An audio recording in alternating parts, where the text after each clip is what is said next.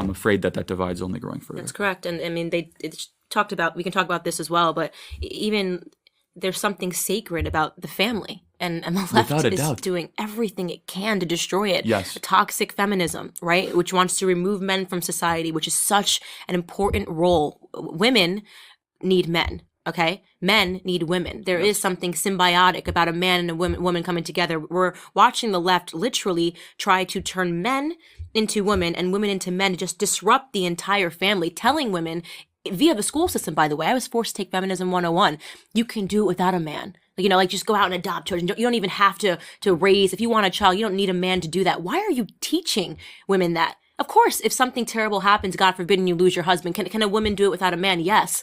But to teach people that there's something virtuous about trying to do things without men in society, that's the stuff that really scares me. The breakdown of the family. And no group of individuals in America has seen the detrimental effects of that more than the Black community. Exactly.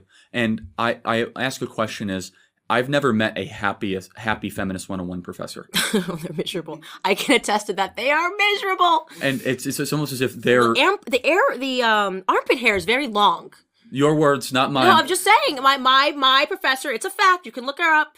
She had very long armpit hair. And it seems as if they're determined to use their position of influence to teach the anger they have within themselves onto other people. Correct.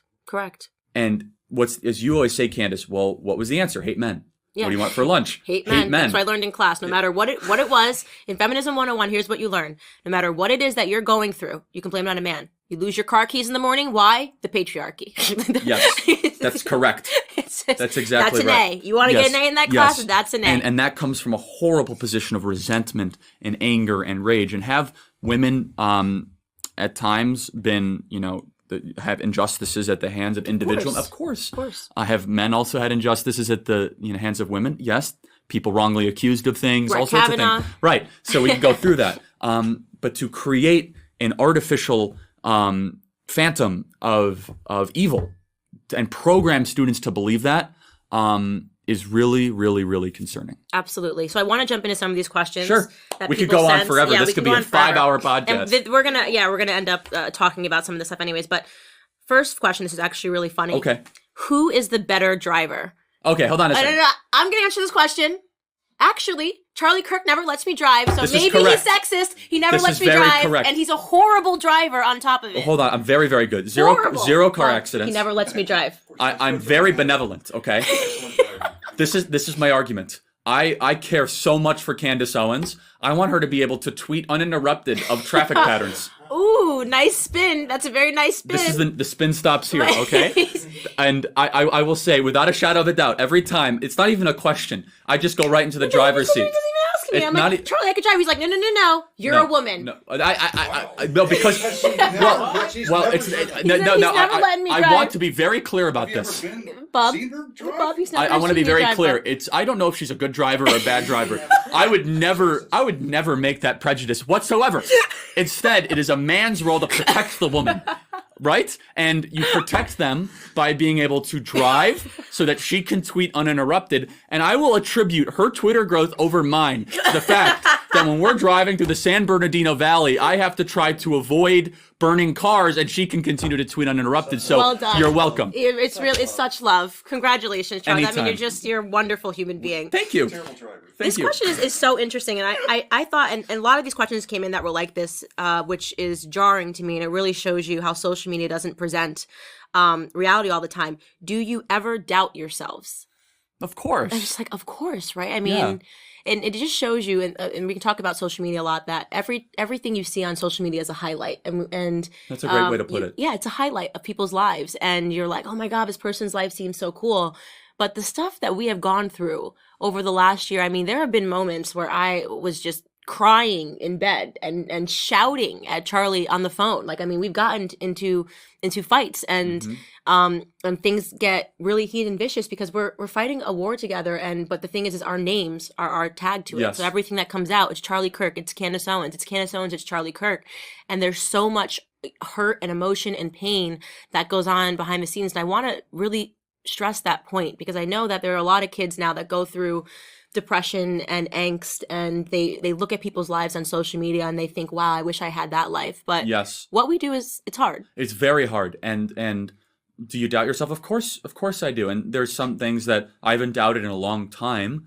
There's some things that I'll doubt daily. And look, it's hard to put into words. And Candace is probably one of the only human beings that can sympathize with what I'm going to say. It's really hard to wake up to 8 reporters that want to destroy your life. Yeah, Like, that's not for fun. It's just not. And do you doubt? Of course you do. But and what we have learned, Candace, through this trial by fire, is the only real way to put it, is the only person. This is so cliche. I hate it, but it's cliche because it's true. The only person that can debase it is yourself. Right. Is that if you give up, and then they have won. Right. And it is persistence and perseverance and the grit. Right. Is really one of the key components to being able to pioneer ahead. And for people that are dealing with depression and angst and anxiety, understand that some of the most miserable people I know in private situations live perfect social media lives. That's a really good way to put it. And I'm trying to reconfigure my lens of how I process social media. Right. And I love when people say, I was wrong and I'm sorry. And instead of just, I think the whole kind of Instagram influencer rise the last 4 or 5 years, where everyone has perfectly polished pictures overlooking the Santa Monica Pier, and it's just, you know exactly what I'm saying, right? As the sun is setting and it's just perfect, and like, oh, I want my life to be that way, and in reality, they're looking through Instagram saying, I want my life to look that way, and everyone wants their own life to look the other way, and I don't know what the equivalent of that was in the 1970s. I don't know. Well, I don't think there was. That's what I'm saying. I think that people have to understand that we live in a different world now, but don't think because you follow me or that you follow Charlie that this has by any means been easy. There have been moments where I've sat him down and he thought that his whole life was over and was like, they're just trying to kill me and destroy me. And I'm like, get your head out of the sand. Like, we fight, we go on. And there have been moments that I've called you and said like, this is it. It's over. Like, I can't do this anymore. And he's been like, you get your ass up out of bed and you keep going. And it's so, so important for you guys to understand that. The next day, it always does get better, guys. It gets better. Here's the other thing is, giving up should never be an option. And also surround yourself with people like Candace that whatever you're doing that can relate, and that when you say something that they're going to tell you, the truth, and they're going to be honest, but they'll also have your back. And I understand this might sound cliche, but it's so hard to find that. Right. It's so hard to find that kind of loyalty that, the kind of the old expression is, when you're in a foxhole, you want someone who is not going to tell you that there's no bullets being fired. You want just to say where the bullets are coming from. Right. Yeah. That's exactly right. Yeah. You don't want someone in the foxhole with you being like, well, want to get a hot dog, maybe a burger or a smoothie. You want to say, no. There's a machine gun nest over there. There's mortar shells coming from there. Right. Well, here's what we're going to do to be able to do that. Here's the plan of action to get out of this. Exactly. Right. And that's the type of friend that you want. And you definitely don't want one that's going to run for the hills behind you. Yeah. And We've had those. We've had those. Yes. We definitely know who our allies are. And PragerU is one of them. Amen. Next question. I love this question so much. If Trump wasn't running in 2020, who would win? I love this question. If Trump wasn't running. I didn't know my voice could do that. That was very impressive. Wow. I've got an answer. Ready? Okay. China. Okay, yes. China would win. The illegals would win. MS-13, the illegals. They would be winning. The drugs would win. They'd have a big day. Right. Drugs would be unbelievable. Drug dealers would be having the best day Drug ever. dealers would be the winners. Fentanyl, it's the worst. He does really good impressions. No, that's actually that's a very good answer. China would win. China would win. If Trump wasn't winning. But look, I want to say this. God bless and thank God for Donald Trump for what he's doing. I love my president so much. Oh my goodness, this guy. I love guy. him so much. He makes me just want to drape myself in an American flag, run out screaming the national anthem in a MAGA hat. Like, I just am the most patriot, and it feels so good. You know what feels so good about patriotism? It's a family. Your color doesn't matter. Your creed doesn't matter. It's like we are an American family. You turn around. Talk about that, Candace. How does he, this horrible person they say, how does Donald Trump treat Candace Owens when you've met him? He's just the most lovely, warm human being, and he gets it, and he fights for us every single day. And there's something about being around people and realizing that it doesn't matter how tall, how short, whether you're Christian, whether you're Jewish, whether you're black, whether you're a woman, or whether you're female, you are united by the philosophy of America. And Yes. it's beautiful. Yes, it's it that knows e no color. pluribus unum, out of many one. Right. And as Dennis Prager says, the American Trinity is in God we trust, liberty, and e pluribus Right. unum. It's that, and Donald Trump believes in that to his core. Right. And he fights and he fights and he fights. And if it wasn't for him, our country would be in such a sour, horrible place. Which brings us back to the question: who do you actually think would win if Trump didn't run in 2020? Like, if boy. he was like, You know what? No, here's 4 the- years you is know enough. what? Here, a Democrat would win. That's the answer. No, That's the Charlie, answer. I didn't want to say it, but No, you that's said correct. it. I wasn't going to say it, but you said Yes. it. And here's the one thing I will say, Bro. though. Hey, he said it. I said it. Everyone else was thinking it. Everyone else was thinking it. I said it. Okay. Yeah. A Democrat would win Who would because it be? Of right now, of the Super Bowl. I can't wait, look, by the way. it's I can't wait. the Trump hating Olympics is No, really what it is. I can't By the wait. way, I don't know when this will air, so I'm going to say it. But like Klobuchar announcing for president, talking about global warming in the midst of a blizzard. It was just amazing. Global warming We'll end the country. Existential threat. It's like I'm just like, this is too good. I can't make this up. God has a sense of humor. No, God is hilarious. Oh no, of course, because actually, it's very biblical. If you believe that God is ubiquitous, all powerful, and all creating, you believe humor exists. Of course, God has a sense of humor God within. has a sense of Of humor. course. That's all I could say And about by that the way, moment. can we just talk about Elizabeth Warren announcing for president? Oh my My God. favorite thing. She chugs a beer. Well, not really. After she That was so attacks awkward. Kavanaugh, and then she thanks her husband for being there. I don't know. Where else would her husband be? I can't wait. Thank you for being here. You're welcome, honey. Do you take attendance earlier or something? Like, Just like, I can't wait. Everyone's like, I just can't wait. It's gonna be such a freak show. I can't. Oh, I can't wait. Cory Booker. I will- I am. No, you're not. Have a seat. yeah, you have Spartacus, you have Gillibrand, you have Pocahontas. It's just like it's so good. It's like they're Coffee Man might run. It's like they're trying to make. They're doing it for Trump at this point. I mean, like he's It's- gonna have so much fun. He's just got to be laughing every time they make it. Oh, no, he loves it. He can't wait. And it's great because then they're going to become even more radical. Yeah, And I think, Kamala Harris. oh Total my, snore fest, well, by the way. I mean, look, yeah, that's She's so forgettable. I mean, just like That's a great word for She's Kamala just Harris. forgettable. She's very And she forgettable. talks, I'm like, It's kind of like you see is the she speech running? after 30 minutes. You're kind of like, did you just watch something? Did someone just speak? Did Yeah, I- she just is the most forgettable. I feel remember. bad. I remember a rally of some sort. Yeah, really don't know what she's it. the Jan Brady. Yes, that's Yeah, you know? very very good. That's exactly right. She's the Jan- That's very good. That was a cheap shot, but yeah, that's very I'm very good. Just saying. I'm just saying. All But right. okay, go ahead. Okay. Next question. I want to get through these because people always want to ask questions. Yes. What's your favorite book? By the way, just so you guys know, prefaces, Charlie was a total freak kid. He didn't really get into enough, but he was like one of those kids that had to send to like special school because he was like Special super school. smart. He's like reading Saul Alinsky's Rules for Radicals when he was 6. Backwards in Korean. No, I'm kidding. Right. He's just No. Look, the Bible is my favorite book. That's Right. without being, without saying. But let me think outside of that. Free to Choose by Milton Friedman probably had the You're a big greatest. Milton Friedman Yeah, guy. had the biggest impact on So the Bible being my favorite book, but the book that had the most transformative impact in my life, not just because of the contents, but by the approach, was Free to Choose by Milton Friedman. And let me tell you why. It's because I was taught nothing but government-run economics and Keynesian economics, and to read a book that was so contrary that other people could think differently Right. made me reconsider everything. wow. Made me think How that old were you when you read it? I was in 8th grade, Okay. and it was written by Milton and Rose Friedman. Great. I was just like doing my thing. yes. Like, I was in middle school. It's And totally weird. but if Wasn't even alone. But like, who does this in 8th Yes, grade? well- Milton Friedman, Free to Choose. it's a great book, and I was so moved by it because I thought, well, what else am I being taught that's a lie? Right. And then I just went on a vociferous quest Right. of what F.A. Hayek and all this other stuff that then it built my philosophy. So it was less about the contents, even though contents are brilliant, and it was more about whoa. By the way, the greatest compliment that Charlie and I have ever received, well, I'm saying it for him, but that I've ever received was when people said that you two as a duo are like the modernized Milton Friedman and Thomas Sowell. They used to do like the series together. That is an amazing compliment. Yeah, it's like, I mean, it's a higher compliment than I deserve, but I was just like, oh. Thomas Sowell, what an unbelievable treasure. He really is An a treasure. American treasure. Right. And he apprenticed under Milton Friedman. Right, and he brought me to my conservative Isn't that awakening. amazing? Yeah, so I totally get it. Okay, if you had to live in one country outside of the USA, what would it be? God forbid. That would be an absolute punishment. It would be. Oh This my is the goodness. greatest country. Israel. I would live in Israel. It's because you like the food. I love hummus. We went to the embassy opening in Jerusalem, and he just like had a field day over the food. It was the best day ever every day. It was hummus and tzatziki, and He just was having it was. the best I day love ever. platters of food. He I don't know. does. He really does. There's something very uniting about having kind of the communitarian way of eating. I love Israel. I felt so spiritual there. Right. I felt in touch with God. I love the people. I love the background. I love everything about it. So if I had to live somewhere except United States, God forbid, it would be Israel. Interesting. Okay, views on marijuana.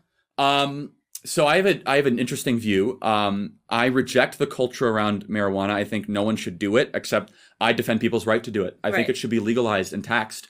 Just because I think something's a bad idea doesn't mean I think it should be illegal. Right. And there's lots of things that are legal that I think people shouldn't do, but I think they should be legal. I do believe in freedom, but I also believe in self-responsibility. That also means I think people that get government benefits should be drug tested, stuff like that. Right. So yeah, I am more open-minded than most on marijuana. But I think I've seen it screw up a lot of people's lives. Let me put it that way too. Yeah, but the fact that you've seen it screw up a bunch of people's lives is proof that like prohibiting it doesn't. That's exactly right. You know what I mean? That's how I came to this. That's my point. Yeah, everyone that I know has smoked marijuana. You can get it at any time. Yeah. And so we spent hundreds of billions of dollars trying to enforce and make something illegal ineffectively. Yeah, it's like prohibition, the prohibition era. Totally. People are still going to do it. So in my opinion, like I totally agree with you. People should be free to choose whether they want to do it. I think it's really stupid. I totally agree. You should be free to choose to do things that are dumb. Yeah, I mean, if that's exactly, you should totally have the freedom to choose things that are dumb. Okay, who is, I already know this. You kind of already touched on this. Your all-time favorite historical figure, is it Milton Friedman or is there someone else? Jesus Christ? Yeah, I would say, I gotta always say Jesus Christ probably. Wow, that is a great question. Historical figure. So just for to make it fun, let's just say before 1850. Okay, he's amending your question. Whoever this is.